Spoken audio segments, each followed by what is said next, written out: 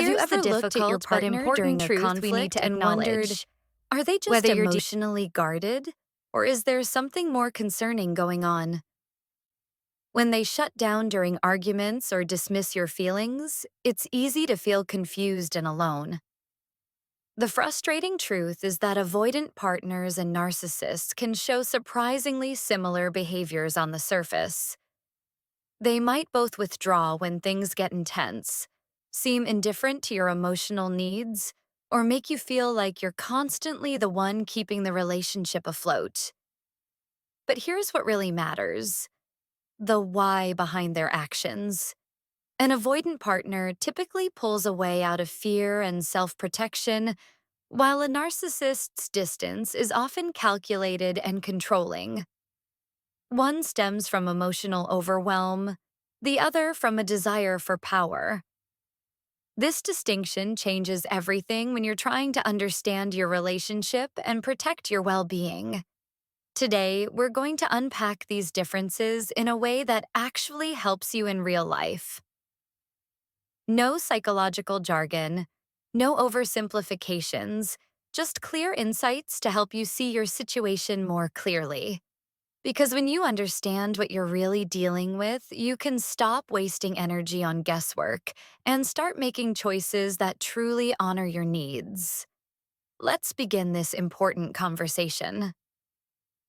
It's easy to see why people get these two confused. At first glance, narcissists and avoidant partners show some strikingly similar patterns. They both tend to disappear emotionally when things get tough, leaving you feeling abandoned. They often struggle to truly understand or validate your feelings, making you question if you're being unreasonable. Many people in relationships with either type describe that awful sensation of being too much, too emotional, too needy, too demanding, when really you're just asking for basic emotional connection. But here's what's more important than slapping on a label. How does this relationship actually feel to you day after day? Are you spending more time analyzing their behavior than experiencing genuine closeness? Do you feel like you're constantly pouring energy into someone who can't or won't meet you halfway? That persistent sense of confusion, exhaustion, and walking on eggshells isn't something you should ignore or explain away. It's valuable information about whether this relationship is truly working for you.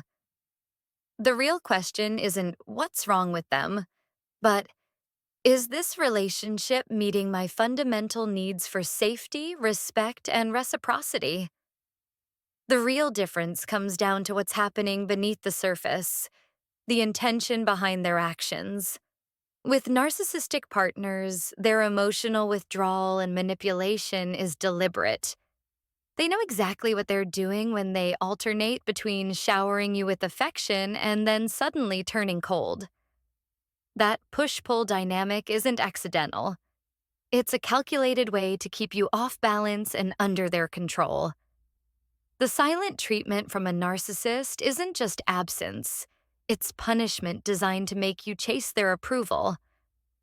On the other hand, when an avoidant partner pulls away, it's coming from a very different place. Their withdrawal isn't about controlling you, it's about protecting themselves.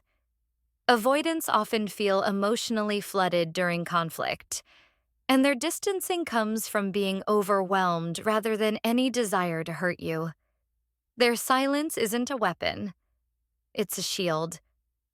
While the impact on you might feel similar in the moment, that aching loneliness and confusion, the root causes are worlds apart. One is playing a game, the other is genuinely struggling to cope. Recognizing this distinction helps you respond in ways that actually make sense for your specific situation. Let's look at how these differences play out in real behavior patterns you might recognize. With narcissistic partners, you'll often notice they actively try to control your world. They might subtly or not so subtly discourage you from seeing friends, make belittling comments about you in front of others, or somehow always turn situations around so they never have to admit fault. There's usually a sense they're deliberately chipping away at your confidence and independence. Avoidant partners show their struggles differently. While they may disappear emotionally or physically when things get intense, they typically don't engage in those same calculated power moves. An avoidant might forget to call or struggle to express affection, but they're not usually trying to damage your other relationships or publicly undermine you. The key question to ask yourself is whether you're experiencing active manipulation or more passive withdrawal. Are they trying to control your behavior, or are they just failing to show up in the ways you need? Both can be painful, but understanding this distinction helps you respond appropriately rather than getting stuck in confusion. Here's the difficult but important truth we need to acknowledge. Whether you're dealing with narcissistic tendencies or avoidant patterns, neither creates the foundation for a truly healthy, nourishing relationship. At their core, both dynamics leave you feeling emotionally hungry, constantly searching for scraps of connection where there should be a steady flow of mutual care. Real intimacy requires certain fundamentals that neither style reliably provides: the safety to be vulnerable without fear of judgment or abandonment, the willingness to take responsibility for mistakes, the ability to truly see and understand each other's emotional worlds.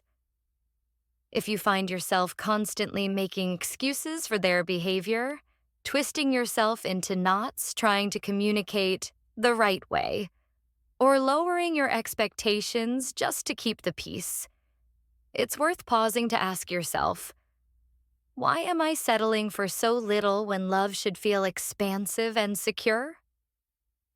The painful irony is that the more you try to accommodate these patterns, the more you reinforce them. Your flexibility becomes their permission slip to keep showing up half-heartedly. This isn't about blaming anyone. It's about recognizing that you deserve relationships where you don't have to become smaller to make someone else comfortable. Where love isn't something you have to decode or earn through perfect behavior, but something that flows freely between two people who genuinely value each other. When you find yourself constantly analyzing their mixed signals or searching for the magic words that will finally make them open up, it's worth turning that attention inward. That relentless focus on fixing them often reveals our own unhealed wounds. The part of us that believes love must be earned through perfect patience. The childhood script that says we're responsible for other people's emotions, or the deep fear that this difficult connection might still be better than no connection at all. True healing begins when we shift from asking, "Why don't they change?" to, "Why have I tolerated this so long?" It's about recognizing that your worth isn't determined by your ability to endure emotional scarcity. Start small.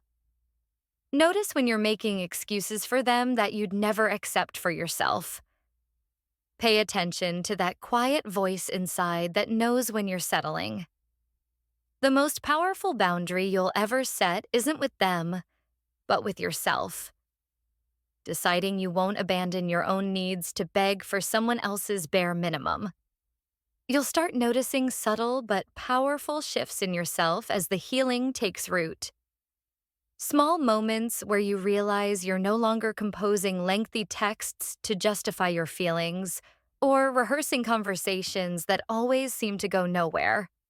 There's a quiet strength that grows when you can simply state what you need without attaching an apology or explanation to it. Boundaries begin to feel less like walls and more like self-respect, saying no when something doesn't align with your well-being, not because you're angry, but because you finally believe you deserve better. The biggest transformation comes when you stop clinging to what someone could be and start honoring what they've actually shown you.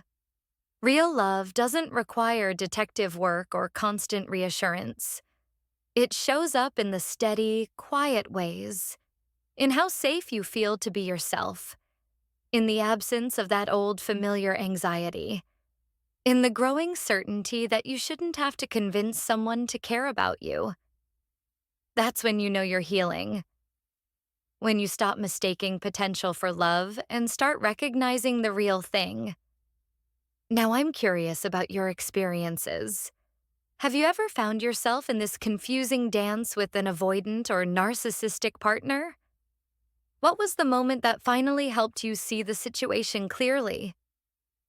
Maybe it was something subtle that built up over time, or perhaps one glaring incident that changed everything. Share your story in the comments. Your insights might be exactly what someone else needs to hear today. If this conversation resonated with you, I'd be so grateful if you'd give this video a thumbs up. It helps more people find these important discussions. And if you know someone who's currently trying to make sense of a similar relationship, consider sharing this with them.